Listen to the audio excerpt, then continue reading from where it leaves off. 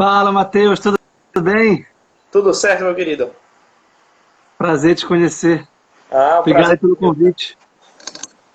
Mesmo que por meios virtuais, né?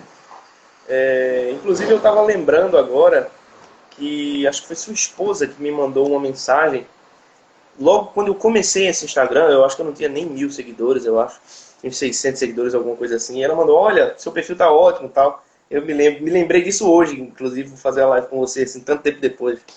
Isso é bom. Foi porque ela que estudou o Girard no doutorado. Eu Sim, tive um interesse mimético no Girard, sem e é o nenhuma nosso tema de hoje. rivalidade. O nosso E eu te tema de hoje, conheci pela pessoal, live com o Renato Moraes, que é meu amigo do peito. foi a última live que a gente fez, não foi? Não, eu acho que eu assisti a uma mais antiga, sobre Sim, o sim. Claridade, eu não sei se foi ano passado. Acho que foi lá para dezembro, alguma coisa do tipo. Eu É. fiz uma live com ele. O Renato é fantástico. Me Inclusive, conta, ele dom falou, né? Olha, literário minha significa. live cortou aqui porque eu estava recebendo uma ligação do Vitor na live passada. Ele falou. A gente se fala sempre, ele me ajuda muito. Olha, me conta, dom literário significa o quê? É o dom do presente, da graça da literatura, da dádiva da literatura? O que dom no sentido de é o cargo honorífico, literato? Eu não entendi. O que significa isso? Pergunta maravilhosa que ninguém nunca me fez até hoje, sabe? Você é a primeira pessoa que me faz essa pergunta. Foi o seguinte. Eu tinha um Instagram. Na verdade, eu não tinha um Instagram, era um perfil do Facebook que se chamava Os Segredos da Ficção. E nesse perfil do Facebook eu falava de técnica literária para escritores, né? Porque essa é a minha Tá, formação original, vamos dizer assim. Depois de um tempo eu percebi que a coisa estava muito informal e eu queria transformar uma coisa mais séria. Então eu pensei no nome Instituto e não sabia Instituto o quê, não sabia o que fazer. E eu tenho uma livraria de livros usados na estante virtual que era Dom Livreiro. É Dom Livreiro, tá. Dom, aí realmente do cargo Dom.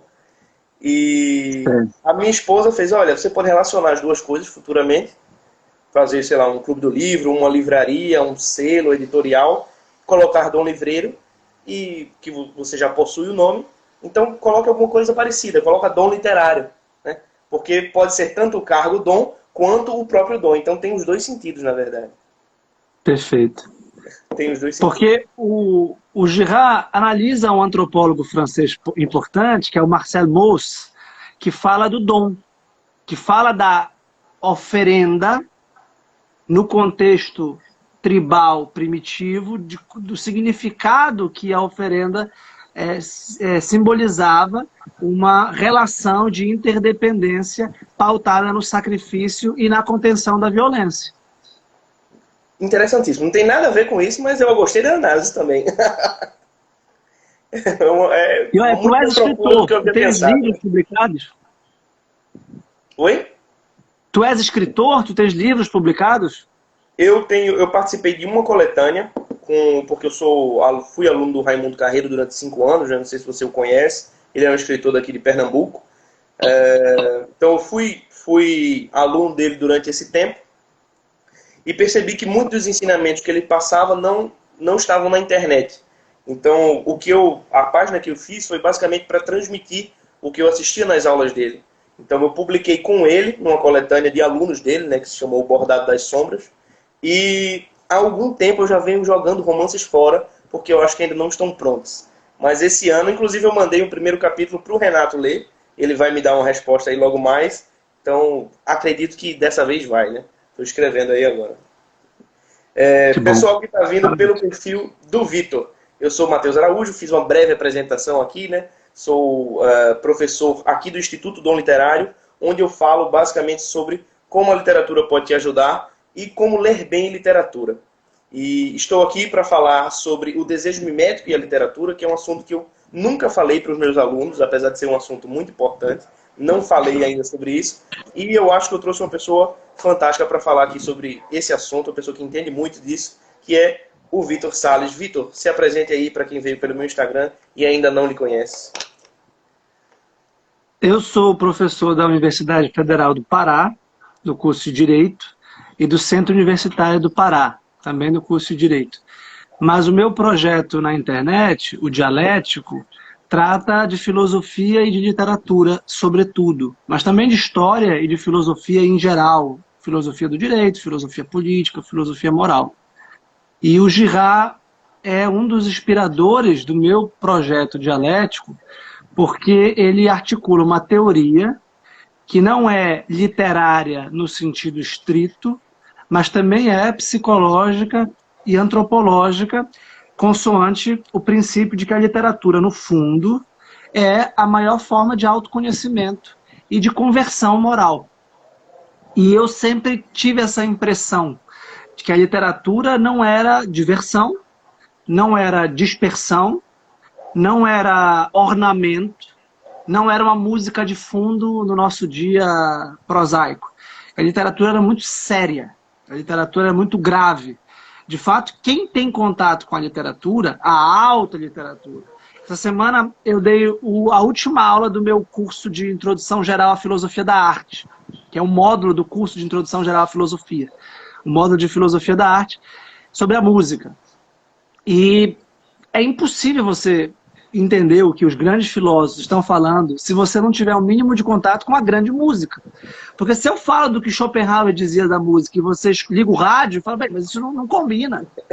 A mesma coisa, as pessoas não entendem o que a gente está falando se não tiverem contato com a grande literatura. Tá? Então, quando eu comecei a ler a alta literatura, eu comecei a perceber que ele era sério demais. E o meu grande mestre, meu modelo mimético, é o Benedito Nunes, que era um filósofo e crítico literário. Dificilmente se consegue dizer se ele era primeiro um filósofo ou primeiro um crítico literário, porque uma coisa dependia da outra. E tanto que a filosofia heideggeriana que ele desenvolveu, do poético, isto é, da linguagem epifânica que revela o ser numa experiência literária, em última instância, que é uma experiência privilegiada da linguagem, já ontologizada num contexto pós-metafísico. Então, tudo isso, filosoficamente, me pareceu extraordinário. Quando eu encontrei o René Girard, olha, o Bené já li o Girard. Eu vi 3 livros do Girard lá no Bené. Eu organizei a biblioteca dele. Só que eu não tinha associado o nome à pessoa, não tinha articulado. Quando eu recuperei o Girard, já no Rio, com a Laís, na PUC do Rio, na filosofia da história, porque a Laís fez a tese de doutorado na história. Isso prova que o Girard é atópico. Ele não tem um local facilmente determinado. O Girard ele não é só um psicólogo. Bem, eu bati um papo com o Ítalo sexta-feira, falamos do Girard. O Girard é fundamental para a psicologia, porque ele entendeu o mecanismo do desejo mimético. Mas ele também não é um teórico da literatura, embora ele tenha uma leitura específica da filosofia da história literária do Ocidente, sim, que vai de Homero a Proust. E esse arco que faz um sentido específico, passando por Santo Agostinho, por Dante e pelos romances modernos, a começar por Cervantes.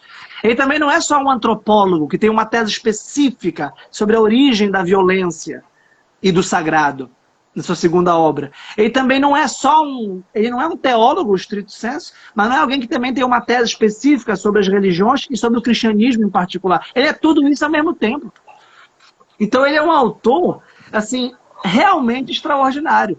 Realmente extraordinário. Acho que você não tem ideia de quem é o Girard. E vai demorar ainda um século. Isso também é normal. Um grande autor demora um século para ser entendido. Ou você acha que entenderam Dante de primeira? Não, nem um pouco. Não demorou muito. E a primeira vez que eu conheci o Girard, eu estava com um colega de escola, que a gente tinha acabado de entrar assim, na faculdade, e ele fez, bicho, eu descobri um livro maravilhoso. Descobri um livro maravilhoso, você tem que ler esse livro, você tem que conhecer esse cara aqui. Era o Mentira Romântica. Né? Aí ele me apresentou esse livro. Quando ele me apresentou esse livro, pra mim, imediatamente foi um choque. Eu fiquei, que porra é essa? Eu soube o que é que ele tá falando, né? Sobre o que ele tá falando. Como é que ele tá falando aí? Ele tava falando de cultura, ou ele tava falando de literatura, ou ele tava falando de filosofia, ou ele tava falando de história. Do que é que ele tava falando? Ele unia tudo isso. No fim das contas, ele tá falando sobre o comportamento humano em geral, né? Sobre a natureza humana das coisas, que explica todo o resto, né? Então, Vitor, Vamos tentar explicar aqui para o pessoal que nunca teve contato com o jihad. Vamos partir desse princípio, apesar de que tem uma galera aqui que já conhece o jihad, mas vamos partir do princípio que o pessoal não sabe quem é o jihad, nunca ouviu falar sobre isso. O que é a teoria do desejo mimético? Olha, eu queria começar fazendo uma homenagem à pessoa mais especial da minha vida que está nos assistindo, que é o meu pai. Que maravilha! Meu pai tocava no violão e eu cresci à sombra dessa melodia da bossa nova tocada pelo meu pai, samba de uma nota só. Sim. Do grande Tom Jobim. Outras notas vão entrar, mas a base é uma só. Tá? O jihad tem uma nota só. O jihad é o autor, ao mesmo tempo, mais monotemático que existe, porque ele só fala de desejo mimético. Só que do desejo mimético, que é a única nota dele, todas as outras notas são alcançadas. Toda a realidade.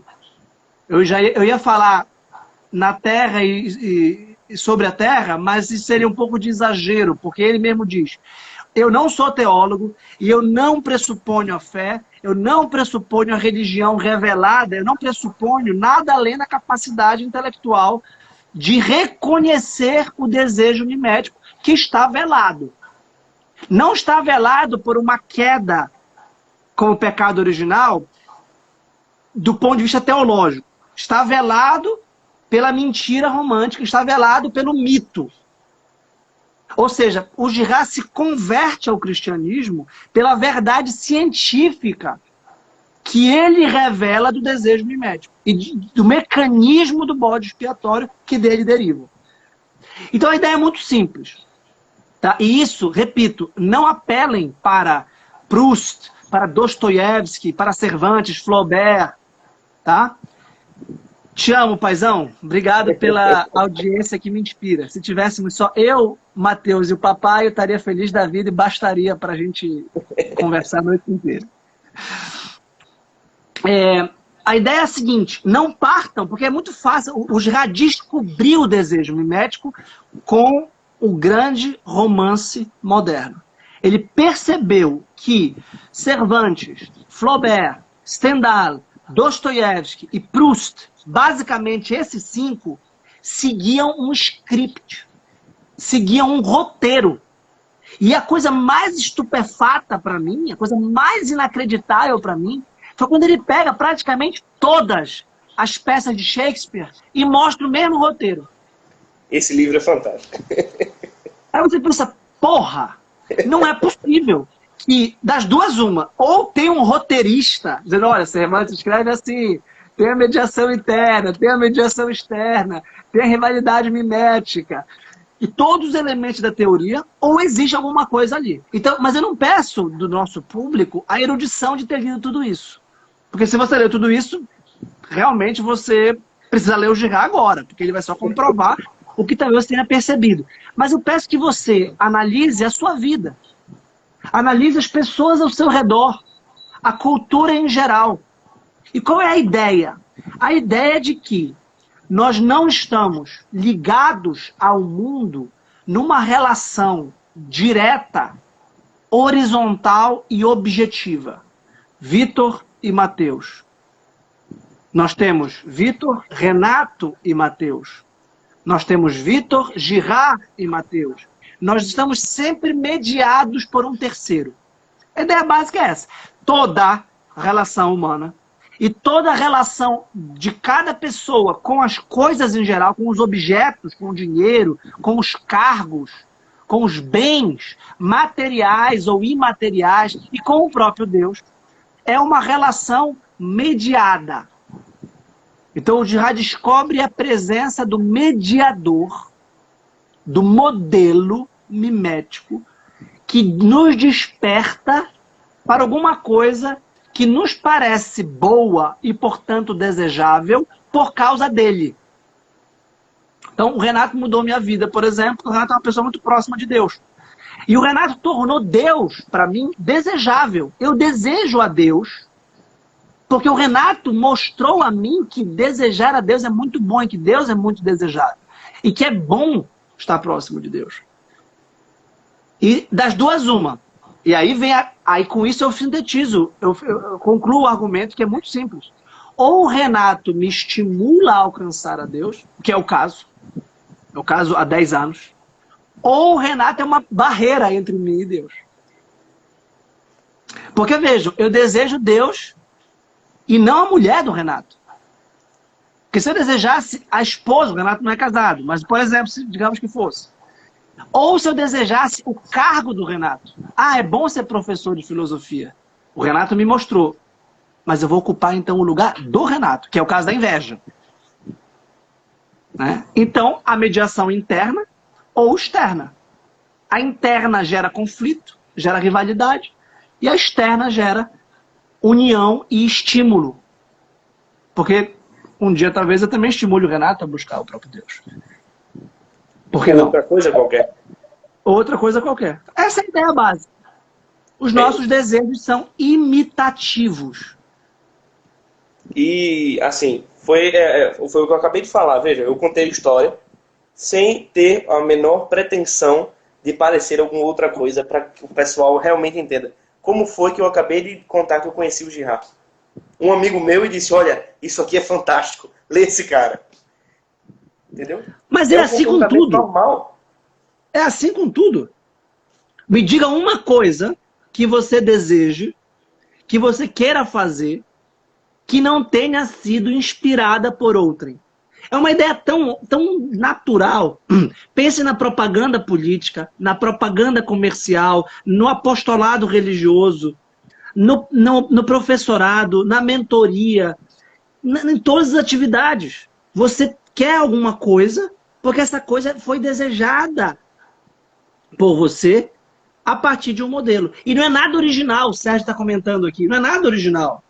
Nada original. Ele não... Olha, grande amigo Ney Maranhão, que está falando em modelos, esse é um modelo acadêmico, um modelo de amigo. E o Girard diz, essa ideia não é nada original, ela se encontra por toda a Sagrada Escritura, Antigo e Novo Testamento. Ela se encontra em toda a literatura épica grega, em toda a literatura clássica grega. Ela se encontra em qualquer epopeia, em qualquer literatura tradicional. Só que, e aí sim, dessa ideia básica, ele vai desdobrar uma série de questões que são psicológicas e sociológicas e antropológicas. Que é o outro ponto, que é o da violência. Simples. Se as pessoas desejam as mesmas coisas porque existe um contágio mimético do desejo, a gente está em tempos de epidemia, eu pego o vírus, eu posso passar para você, que passa para um terceiro, que passa para um quarto, e assim continua. Ora, o desejo ele é mimético. Por causa disso, nós podemos rivalizar entre nós. E isso gera um problema, obviamente. E isso nas peças de Shakespeare está claríssimo, né? Claríssimo. É fantástico. Aquele livro, infelizmente, eu tive que me desfazer desse livro. Tive que me desfazer alguns bons livros. Isso é pecado mortal. Pecado mortal, mas eu vou comprá-lo logo mais, novamente. Mas tive que me desfazer do livro, que é justamente... Pecado mortal contra o Espírito Santo, que é o único tipo de pecado que não é perdoável. Aí você agora eu fiquei preocupado. Que é o Shakespeare, o Teatro da Inveja, né? É justamente o livro que você mostrou, em que as peças de Shakespeare seguem mais ou menos esse roteiro. Mas é engraçado que você falou roteiro, porque agora voltando para a parte da literatura. O que é que o escritor faz? Ele percebe uma experiência, aquilo que o Saul Bellow chama de impressão autêntica. Então ele tem uma impressão autêntica da realidade, ele percebe um comportamento real e transforma esse comportamento em linguagem acessível, ou seja, você pode acessar a experiência através da linguagem. Então quando a gente começa a estudar o Girard, é até meio óbvio que isso teria que estar na literatura, justamente porque a literatura traz essa impressão autêntica, traz esse fundo de realidade que justamente contém a teoria do desejo mimético, ou seja, está mostrando para a gente na prática como é que funciona isso. Eu acho que a gente pode dar alguns exemplos aqui. Não sei o que você pode falar mais sobre o assunto. Claro, e aí depende da literatura. Tu falaste de um grande autor, Saul Bellow. A literatura, tanto quanto a vida, porque a literatura é mimesis da vida. A literatura é uma imitação, isso é a ideia básica de Platão, de que a arte é uma representação, uma reapresentação das próprias coisas, numa linguagem simbólica, para nos tornarmos reflexivos. A arte é só um espelho. Vejam que se eu ponho um espelho, quando a gente vai assistir aos nossos vídeos, eu não assisto meu vídeo, nunca. Eu acho horrível, eu acho estranho, eu acho afetado, eu acho a voz é estranha. Quando a gente escuta a nossa própria voz, parece que tem uma disjunção qualquer, que ela fica afônica. A literatura nos coloca diante de nós mesmos. E quando nós nos colocamos diante de nós mesmos, nós somos obrigados a reconhecer os modelos. Essa é a diferença básica entre sinceridade e autenticidade. Entre verdade romanesca e mentira romântica. Ou seja, o movimento do romantismo, e veja que isso aqui que eu vou falar soa como um postulado de história da literatura, mas não é só um postulado de história da literatura. É um postulado psicológico da existência humana. É simples. Certos autores, designadamente Cervantes, Flaubert, Stendhal, Dostoiévski, Proust, são os 5 principais autores da obra-prima do Girard, que é esse Mentira Romântica e Verdade Romanesca, revelaram o desejo mimético e mostraram como os seus personagens, os seus protagonistas, os seus heróis, passam por uma conversão do narcisismo individualista, que é a opacidade ou a obscuridade do desejo mimético em relação ao modelo que o inspira, para o reconhecimento sincero dos seus modelos. E com isso a renúncia à violência. Outros autores modernos, literatura com L minúsculo, a gente pode dizer literatura não clássica, ou literatura romântica, é a literatura que mente. Que mente não por maldade, não é má fé, mas são autores. E olha como Girard, isso não é também só a crítica biográfica da literatura, não é só a crítica da pessoa do Proust pela recherche. Não é só isso. É como a conversão real, não é religiosa essa conversão tampouco, embora tenha feição religiosa e seja a linguagem religiosa que dê corpo para essa estrutura de pensamento. Mas a conversão do Proust, plasmada na sua obra, se revela o mecanismo do desejo mimético e o seu potencial escravizador ou libertador. O desejo mimético, ele é o amor. O amor é desejo mimético. E o amor liberta ou escraviza.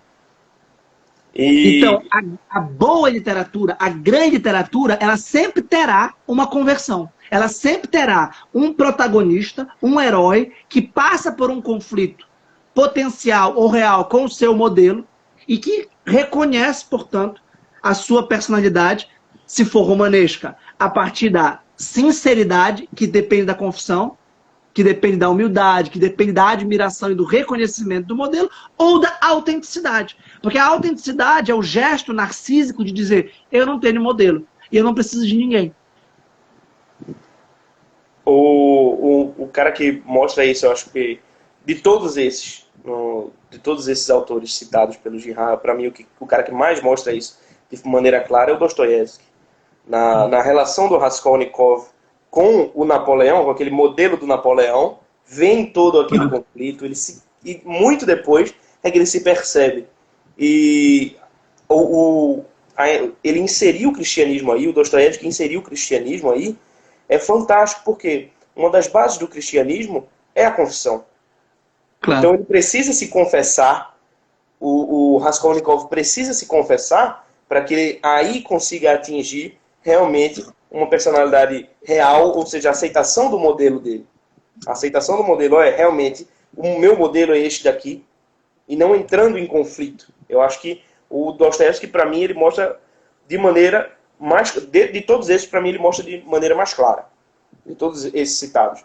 E também... Tu sabes que só um segundo, depois eu te volto para o Flaubert. Tu sabes que o primeiro livro do Girard foi sobre o Dostoiévski. Sim. Do uno ao duplo, ou do duplo ao uno. É isso mesmo. Do duplo ao uno. É exatamente. Do dupla unidade, né? Acho que traduziram assim, né? Exatamente. E o Flaubert, ele mostra de uma maneira interessante também, porque talvez algumas pessoas confundam, achando que esse modelo precisa ser presente fisicamente, às vezes. Esse modelo precisa ser presente fisicamente em nós, mas, por exemplo, se você disputa a atenção de alguém, sei lá, nas redes sociais, né, tem o famoso caso lá da anorexia, né? Então você Opa. está dependendo da atenção, você quer a atenção, então está presente fisicamente ali. Mas, no exemplo da Emma Bovary, o modelo dela eram aqueles livros mentirosos, né? Eram justamente os livros mentirosos que ela consumia, aquele modelo de vida, basicamente, que era impossível, né? É até a observação do Otto Maria Carpo, que eu sempre falo aqui, que depois do Balzac a literatura mudou muito, porque antes do Balzac, como é que se narravam as histórias? Olha, teve o conflito de amor adolescente, né, aquele amor adolescente, e o livro termina, eles se casaram e foram felizes para sempre. O Balzac inverte e começa o livro com o casamento e a história começa a partir daí. Olha, a vida vai começar de verdade agora. Então, a Emma Bovary não lia esse tipo de livro. A Emma Bovary lia os livros anteriores ao Balzac, que era justamente todo esse modelo mentiroso. Quando ela foi aplicar, ela viu que simplesmente não tinha como, né? Justamente esse conflito. Eu achei fantástico. O Girard escrevendo isso é fantástico, né? Tu falaste do Crime e Castigo, do Dostoiévski, mas parece que os irmãos Karamazov têm ainda mais claro o ciclo mimético da violência, da mentira, do ressentimento, da inveja, do orgulho e, por outro lado, pela figura... também, né? É isso que eu ia dizer. A figura do Starets Zosima, com o seu discípulo Alyosha, e a figura do Alyosha, que é um Karamazov, ali no meio daquele mundo de rivalidade mimética. O mundo dos irmãos Karamazov é pura rivalidade mimética, até que um rompa com o ciclo mimético. E basta que um rompa. Basta a primeira pedra. Se a primeira pedra for jogada, e se a primeira pedra não for jogada, o ciclo é interrompido. Então me parece muito claro também nos Irmãos Karamazov, que seria, segundo, como ele faz a leitura biográfica, os Irmãos Karamazov seriam o último grande romance e o testamento definitivo da conversão romanesca do Dostoiévski. Em relação ao Flaubert, realmente talvez não haja exemplo mais eloquente, porque a Madame Bovary, ela lia aqueles folhetins e ela começou a projetar um romance, uma personalidade falsa, e o adultério vai ser a consequência de um tipo de experiência que está fora da realidade dela e que é uma experiência falsa, que é uma experiência fake, que é uma experiência fajuta, né? E o suicídio tem toda uma... A gente pode interpretar aqui profundamente, mas um outro caso de realidade literária é que o jovem Werther do Goethe também é mencionado pelo Girard, porque quando Goethe publica Os Sofrimentos do Jovem Werther, houve uma onda de suicídio na Alemanha. Primeiro, uma onda de paixões por mulheres casadas. É claro, se o Werther se apaixona por Charlotte, eu vou falar assim, vem cá, quem é a mulher casada que tá por aí? Porque eu vou me apaixonar, pô, claro. Óbvio. Aliás, deve ser maravilhoso se apaixonar por mulheres casadas. Porra, isso não tá no meu horizonte de pensamento. Eu não vou olhar nunca para uma mulher casada, porque os meus modelos miméticos não me ensinaram que mulheres casadas têm. Entendeu? Eu não vou trocar olhares. Mas se eu ler o Werther, é perigoso. É muito perigoso ler o Werther, porque as mulheres casadas, de repente, se tornam atraentes. E de repente se torna atraente dar a vida por elas. E dar a vida por um amor impossível. E você realmente plasma mimeticamente o seu modelo, né? E uma observação interessante do Dostoiévski é que justamente como é que ele quebra justamente o ciclo, o sacrifício, pela questão do sacrifício, você falou da primeira pedra que precisa ser jogada, e a cena simbolicamente é fantástica, né? Ele se colocando em frente à protegendo, né? Protegendo, eu não lembro o que ele protege, mas ele se protegendo de braços abertos contra as pedras. Então essa é a figura de Cristo fazendo a cruz em frente ao mundo e se sacrificando para a quebra do ciclo, né? Eu acho que isso que faz o alioxo. Isso, que faz o alioxo, exato. Então, assim, eu acho que você poderia até falar um pouco mais dessa questão da figura de Cristo, onde é que ele entra nessa equação. Isso não é difícil por dois motivos e de duas maneiras. Eu vou falar primeiro da dimensão literária e depois da dimensão antropológica. Na dimensão literária, segundo o Girard, os evangelhos teriam sido o primeiro relato de um bode expiatório a partir da perspectiva da vítima. Todos os relatos miméticos, isso eles chamavam de mito arcaico, eram pensados a partir da perspectiva do vencedor, que sempre denunciava a culpa da vítima. Então, a vítima sempre era culpada. Por isso que a expiação tem uma razão de ser e justifica a autoridade política e social e moral da contenção do desejo a partir daí. Com o cristianismo, segundo o Girard, pela primeira vez se narrou o mecanismo do bode expiatório da perspectiva da vítima, que era inocente. E por ser inocente, ninguém consegue acabar de ler os evangelhos e pensar assim, Jesus era culpado, ele tinha mesmo que morrer. Ninguém vai falar isso. Até o centurião romano fala, este homem era inocente, era mesmo filho de Deus, na cruz.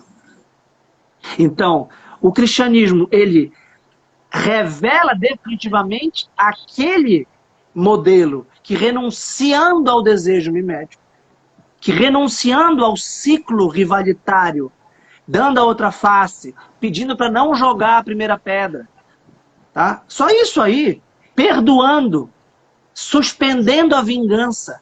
Eu faço uma violência a você. Qual é a lógica mimética? Você faz uma violência a mim. Como é que continua? Eu faço uma violência a você. E depois você faz uma violência a mim. Se você me mata, os meus herdeiros vão e matam a você. E os seus herdeiros vão e matam os meus herdeiros. E aí a gente tem uma guerra. Estados Unidos versus Rússia, versus China, versus Arábia Saudita, versus Irã, versus França. Então, o que é a guerra? Senão a perpetuação da violência mimética em escala global.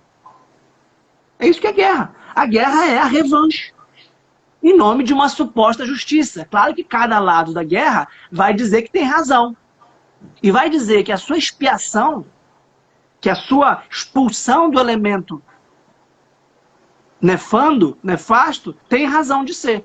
O que Cristo diz é o seguinte, a violência não resolve.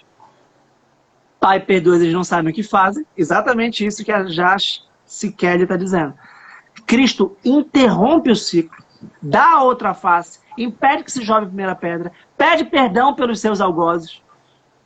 E aí você fala, bem, a violência não serve para nada. E nós não vencemos o bode expiatório. Muito pelo contrário. Esse bode expiatório, ele não é... Aí vem a pedra de toque, que é a segunda parte do que eu ia dizer. A pedra de toque é... Esse bode, ele não é um ídolo que é divinizado por causa dos efeitos catásticos de contenção da violência intragrupal. Ele é verdadeiramente o Deus. Porque ele é o único capaz, ele é o único inocente de todos os bodes expiatórios. Ele é o único verdadeiramente inocente de todos os bodes expiatórios. No sentido de que não é um processo exterior de uma narrativa mítica que vai lhe conferir a divindade. Então, com isso, o cristianismo gera o princípio antropológico da revelação, que para ele não é com R maiúsculo, não é revelação como o conjunto dogmático da doutrina sagrada revelada pelo Espírito através da igreja, etc. Não é isso. Olha, o Paulo está perguntando sobre a guerra interna. Na verdade, uma guerra interna revela dois ou mais modelos miméticos. Então, vamos lá para o que acontece com a literatura cristã. Porque isso aqui é o toque. Toda essa literatura que a gente está falando, ela é cristã. Todos esses autores são cristãos. Mesmo um cristão já apagado, como Flaubert, ou já francamente distante dos princípios, como Proust. Né? Então, qual é a lógica aqui? A literatura cristã, ela foi iluminada pelo princípio de que a violência não resolve e de que é melhor perdoar do que se vingar. Não há nenhuma tradição que diga é melhor perdoar do que se vingar. Muito pelo contrário, qualquer tradição diria que perdoar é uma atitude fraca, perdoar é coisa de mulherzinha, de criancinha, é coisa de babaca, que o ideal é se vingar. Esse é o ideal guerreiro das tradições pré-cristãs, como a tradição grega, principalmente. E Cristo fala, não, a força não é essa. A força está na renúncia do desejo, a força está em não mimetizar a violência, em não propagar a violência, e interrompê-la com a sua própria vida. Quando São Paulo diz, afogar o mal na superabundância de bem, ele está dizendo isso. Essa literatura cristã, ela vai embasar um realismo estético que não é só exterior do naturalismo, mas que também é interior da psicologia humana. E aí o primeiro grande autor dessa tradição, São Paulo está incluído aqui, obviamente, mas é Santo Agostinho. Sim. Que é o primeiro que, ao invés de denunciar, como tu falaste da confissão, se confessa. A culpa é minha, o problema é meu. A culpa toda da confusão sou eu. Eu preciso renunciar e encontrar um modelo digno de ser amado. E eu tenho que encontrar alguém que me mostre qual é esse modelo. É claro que esse modelo, em última instância, é o próprio Cristo, que é o mediador entre os homens e Deus, mas e também o conjunto de modelos que ele encontrou na vida. Então, as confissões é um conjunto de modelos miméticos. Vitorino, aquele amigo dele, o próprio Deodato, seu filho que depois se converteu, modelos que imitam o Santo Agostinho e quem ele imita. Eles amavam muito São Bento do deserto. Ele depois conheceu Santo Ambrósio, que foi definitivo, não sem passar antes pelos bispos maniqueus. Então, Santo Agostinho percebe, quem eu imito? Aliás, em primeiro lugar, me imitem. Em primeiro lugar, esse é o mais estúpido. Porque quando eu falo me imitem, eu só olho, é claro que eu sou modelo. E é claro que a minha responsabilidade está em me assumir como modelo. Mas não para me pavonear. Exato. E aí, só para concluir, porque ele não fala só de Santo Agostinho, aliás, eu acho que o Geraldo falou, já falecido, né? Muito menos de Santo Agostinho do que ele deveria. Eu tenho muita coisa escrita sobre Santo Agostinho, eu tenho um capítulo de um livro que um dia eu venho a publicar sobre isso nas Confissões especificamente. Mas ele fala bem de Dante a respeito disso. O Dante é o típico caso do escritor, e são os dois grandes escritores cristãos de todos os tempos, na prosa e na poesia, respectivamente, por isso são os meus preferidos. Porque a perfeição do conteúdo na perfeição da forma. Com certeza. Né? Na forma clássica. O Dante tem claro que era afogado no inferno do desejo mimético. Porque todos os condenados no inferno, sejam papas, prelados, reis, monarcas, adúlteros, glutões, todos esses estavam presos na rivalidade do desejo mimético, da mediação interna. O porquê? Eles estavam competindo, concorrendo. Quando Sartre fala l'enfer sont les autres, o inferno são os outros, isso é o inferno dantesco da rivalidade mimética. Até que quando ele renuncia ao desejo mimético e entra no purgatório, até aí sim se elevar para um nível de que o único modelo não gera violência, que é Cristo. E Cristo é o único modelo que a gente não pode rivalizar. Se você quiser rivalizar com Cristo, aí realmente o seu caso é grave demais.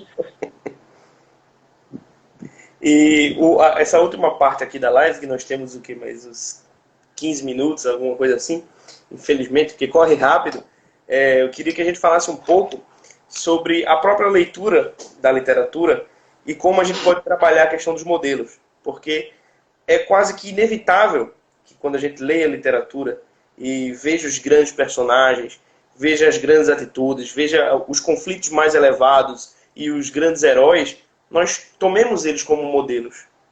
Então, tentando trabalhar isso dentro de si, como é que a gente não entra nessa questão, por exemplo, na mesma questão da Emma Bovary, na mesma questão da Emma Bovary daquela rivalidade, daquele conflito interno que acaba, quando vai para o externo, acaba dando no que deu. Então, como é que os leitores de literatura, que é basicamente todo o meu público, né, que é formado de leitores de literatura, querem aprender a ler melhor a literatura, como é que eles trabalham esses modelos dentro deles? Como é que é feita essa... Eu também queria te ouvir sobre isso, hein? Ia ficar feliz de te ouvir. Eu acho que, em primeiro lugar, levando radicalmente a sério que nós temos modelos. O Zezinho, que é um amigo, olha, queria mandar um beijo pra minha mãe, tô com toda a minha família, daqui a pouco entra minha esposa e meu irmão e a casa tá completa. Minha mãe, que é um modelo, aliás, também entrou, dou um beijo pra ela. Minha sogra tá aqui assistindo a gente. A tua sogra? Minha sogra tá aqui. Ela mandou aqui, ó. Ana Lívia, tá por aqui. Olha, eu sou muito amigo da minha sogra, hein? Sou privilegiada. Aliás, também é um outro modelo. Primeira coisa, nós temos modelos. O Zezinho, que é um aluno e um amigo também está aqui, perguntou ainda há pouco sobre o problema clássico da filosofia moral entre liberdade e determinismo. O Girard, ele acredita que nós temos as duas dimensões. Nós estamos condicionados e determinados pelo modelo mimético, pelos modelos miméticos, no plural. Por outro lado, nós também temos a liberdade de escolhê-los e de renunciá-los. Então, esse é o ponto. Se conscientizar de que nós somos seres miméticos e que a cultura, toda a cultura, a música que você escuta no rádio, a novela que você assiste na televisão, a literatura de quarta categoria que você lê, a literatura de primeira categoria que você lê e não entende nem metade, a Sagrada Escritura que você lê e também não entende nem metade, tudo Mesmo que você... Hã? Bem menos da metade. Tudo que você está respirando num oxigênio. Isso Platão pensou bem. Hoje a gente fala na neurociência que o cérebro humano é plástico. As neurotransmissões, a neurociência. Você está se moldando com uma massinha de modelar. Pelo que você vê. Então, por que... Tu tens filhos, Matheus? Não, ainda não. Minha sogra não quer que seja muito por agora, mas... Calma com isso, que ter filho é a melhor coisa do mundo. Eu tenho 3. E se tem uma coisa que um pai precisa vestir a camisa, é a responsabilidade a que os seus filhos estão expostos. O que os seus filhos ouvem, o que os filhos veem, o que os filhos falam. Não é só na adolescência que começa o problema das más companhias, ou na adolescência que começa o problema do site que ele vai assistir. Não, é agora. É que música eles escutam agora. Eu escuto muito Mozart e Haydn. A minha filha gosta de Mozart e Haydn. Veja, não tem nenhuma questão com a música erudita, contra a música popular. Também escuto jazz, bossa. Mas ela já começou. Eu percebi o que era música boa com meus pais. E claro que isso... E a música boa tem um valor objetivo. Ela tem uma dimensão edificante. O seu conteúdo é positivo. Então, o primeiro ponto é quem são os nossos modelos. Primeiro ponto. E o segundo ponto é, esses modelos são heróis? São santos?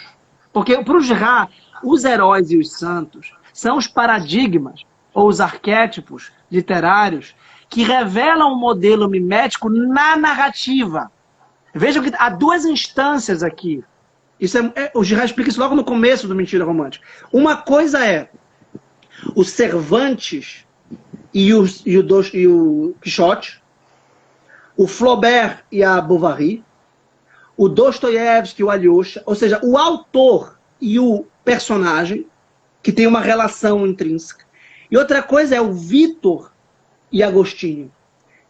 O Agostinho, depois precisa de outra explicação que eu não dei, é que por que Santo Agostinho e Dante são os autores mais sinceros? Porque eles narram na primeira pessoa. É a Sim. primeira vez que se fala eu em primeira pessoa. Quem é o protagonista das Confissões? O próprio Santo Agostinho. Quem é o protagonista da Divina Comédia? O próprio Dante. E isso é decisivo, porque aí é a revelação definitiva. Já não tem uma mentira romântica. Aqui é a sinceridade, é a transparência dos personagens. E vejam, ninguém fala pior de Santo Agostinho do que ele mesmo. Exato. E ninguém fala pior de Dante do que ele mesmo. E isso é sinceridade. Esses homens não têm orgulho. Eles não têm aqui representação de que eles são bons e virtuosos. Muito pelo contrário. Eles estão ali se diminuindo num gesto tipicamente mariano do Magnificat, diminuindo-se a si mesmos para exaltar aquele que podem elevá-los. Aquele que pode elevá-los, que é o próprio Cristo. Exato. Então, qual é a sua relação com Aquiles? Qual é a sua relação com Odisseu? No meu caso, especificamente, eu tenho um modelo mimético, que é Sócrates. Eu não posso me esquecer. Olha, Edith Stein, olha, Luana lembrou de Edith Stein. É simples, é papum. Como ela se converteu? Lendo História de uma Vida de Santa Teresa. Como é que Santa Teresa se converteu? Lendo História de Santos. Como é que Santo Inácio se converteu? Lendo História de Santos. Como é que os santos se convertem? Lendo a história de Cristo. Não tem muito mistério. Santo Antão do Deserto escutou a história do jovem rico e falou assim, bem, eu posso ser como o jovem rico, ou eu posso ter ele como um antimodelo. Porque o jovem rico não deu tudo aos pobres e seguiu a Cristo. E ele falou, bem, essa é a dinâmica. Eu posso fazer isso ou não. Aí é um antimodelo. Modelo ou antimodelo. O que eu ensinei aos meus alunos do curso online de literatura, que a gente entrou no primeiro mês agora, a gente leu A Morte de Ivan Ilitch. E eu estava ensinando eles a analisar os tipos humanos, né? E eu falei que ele tinha que entender a motivação do Ivan Ilitch, colocando-se no lugar do personagem, colocando-se na situação do personagem para compreendê-lo, e aí captar o tipo humano.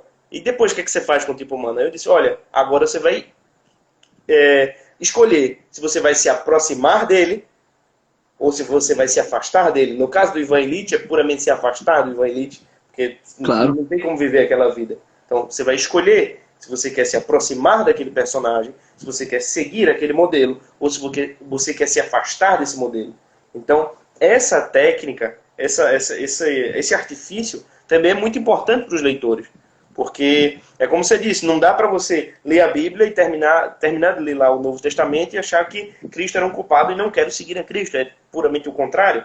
Então, quando a gente está lendo literatura, quando a gente está lendo, por exemplo, a Odisseia, você tem que ver, pô, eu quero me afastar desse herói.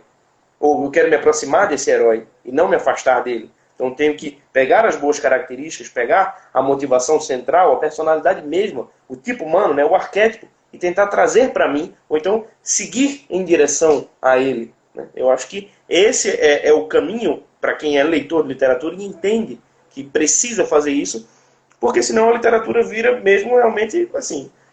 Vai servir de quê se você não conseguir mudar a sua vida, se você conseguir se aproximar dos bons modelos? Né?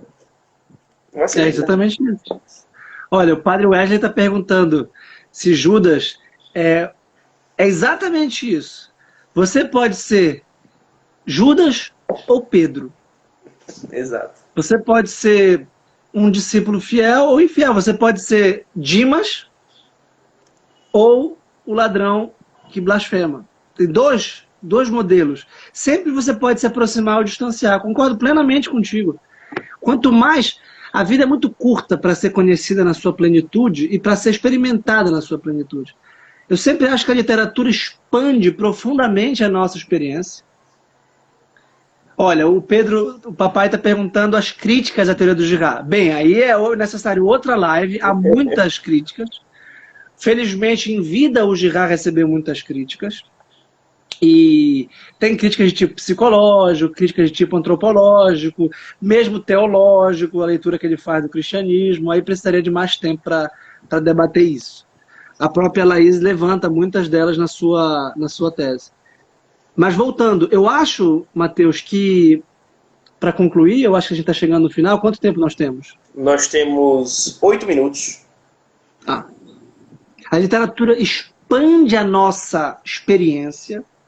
Nós passamos a viver mais do que viveríamos com a nossa própria experiência. Bem, graças a Deus eu não sou adúltero e nem sou mulher, mas eu posso te dizer que por causa do gênio do Flaubert, eu sei, talvez mais do que uma mulher adúltera sabe o que é ser uma mulher adúltera. Você não, professor, claro que não.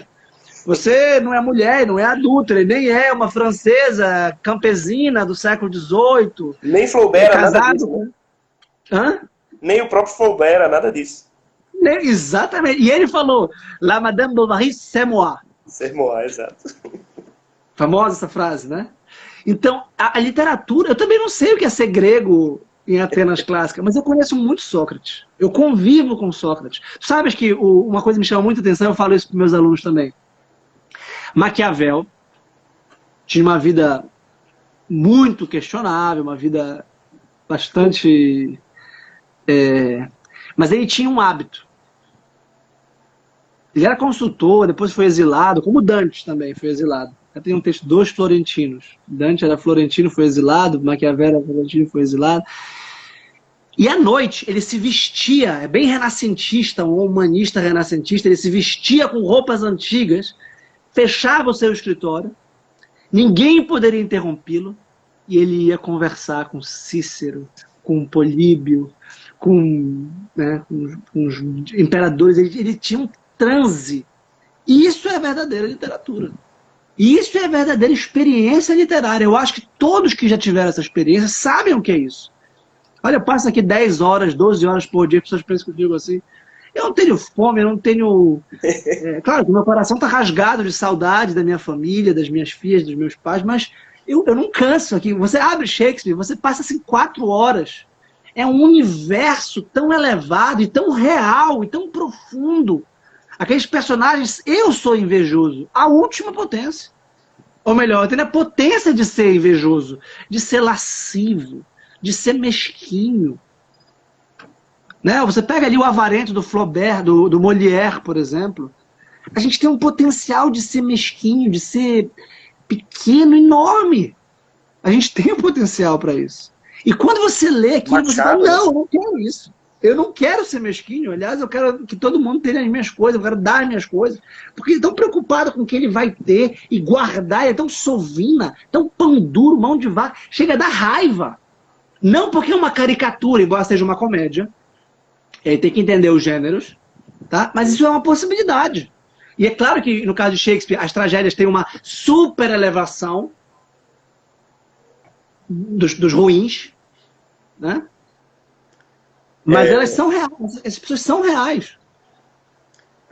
Esse que você falou do Maquiavel é interessante, era algo que eu não sabia, e que me fez pensar também no Alexandre, o Alexandre o Grande, que quando ele estava indo para o combate dele na Pérsia, ele falou, olha, eu quero parar em um local aqui.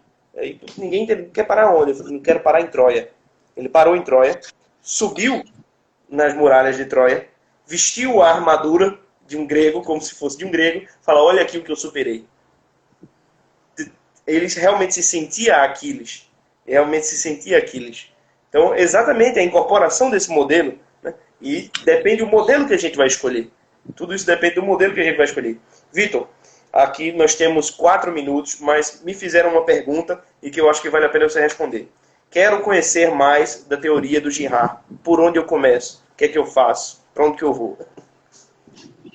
Olha, eu acho que, como é um samba de uma nota só, como eu disse, eu acho que não tem como contornar o Mentira Romântica e a Verdade Romanesca. Acho que é um livro maravilhoso, um livro claro. Eu acho que é uma declaração apaixonada de amor à literatura. Acho que é uma obra erudita, no bom sentido, bem escrita. Tá? E que vale muito a pena, eu acho que não deve ser contornada jamais. Agora... É uma pena até que esse livro está esgotado, não é, Vitor? Não sei. Infelizmente ele está esgotado. Se eu não me engano, assim, tem poucos exemplares dele que custam lá para R$200 ou mais. É complicado, mas... Não digo que vocês tenham que achar um PDF por aí, não estou falando isso. Bem, para nossa live, para nosso tema, é esse o livro. A gente resumiu muito modestamente esse livro. Agora, para quem tem interesse em religião, e particularmente em apologética cristã, eu considero esse livro aqui, olha o que eu vou dizer, Mateus, tu pode te assustar. Esse livro aqui está entre os 10 maiores obras de apologética cristã do século XX. Esse livro aqui, eu vi a Satanás cair como um relâmpago. Esse livro aqui é de arrepiar a espinha. É um livro pequenininho, não tem 300 páginas esse livro. Esse livro aqui eu li muito. Esse aqui é o meu livro preferido do Girard. Eu vi a Satanás cair como um relâmpago. Porque é basicamente o pré-cristianismo, o cristianismo e o pós-cristianismo. E tem a tese principal, a meu ver, ou vamos lá, uma das 3 principais teses do nosso mundo pós-cristão. Do que está acontecendo com o nosso mundo. Entre outras coisas, por exemplo, você explica completamente o que está acontecendo no nosso mundo pós-cristão, com ao mesmo tempo a contenção jurídica da violência, porque a gente não está se matando tanto como talvez a gente devesse. A gente tem ainda uma esperança de controlar a violência, mas a gente não tem os meios espirituais e psicológicos. A violência está muito próxima. E ela tem um contágio, nós temos uma rivalidade mimética. Então, todo o ambiente secular, todo o contexto da modernidade secular, que é um produto do cristianismo, nada mais é do que um cuidado com as vítimas. Nós queremos cuidar das vítimas, dos oprimidos. Nós queremos declarar direitos universais, igualdade substancial de todos. Então, o Girard explica isso. Agora, qual é o drama? É porque para isso a gente precisa acabar com o cristianismo. O cristianismo se torna, então, o maior inimigo, e a igreja se torna a maior inimiga da Organização das Nações Unidas. Que se torna uma rivalidade entre ONU e igreja, 2 instituições universais. Modelo para o futuro, essa livraria atrás do Vitor. Então, olha, para concluir, eu sei que pediram só um, né? Mas eu vou falar 4. O Achever Clausewitz, Arrematar Clausewitz, é um grande livro também. É um livro extraordinário. E 30 quando segundos. essas coisas... Hã? 30 segundos. Tchau, então. Bem, a gente então posta pode nos despedir. stories essa. Infelizmente, o Instagram já vai nos cortar. Meu querido, muito obrigado por essa live. De verdade, a live foi muito boa. Gostei bastante e fico muito feliz por você ter aceitado participar e ter sido uma live tão fantástica. Muito obrigado. Desculpa se eu falo muito. É um vício mimético. Maravilhoso. Foi maravilhoso. Valeu, meu cara.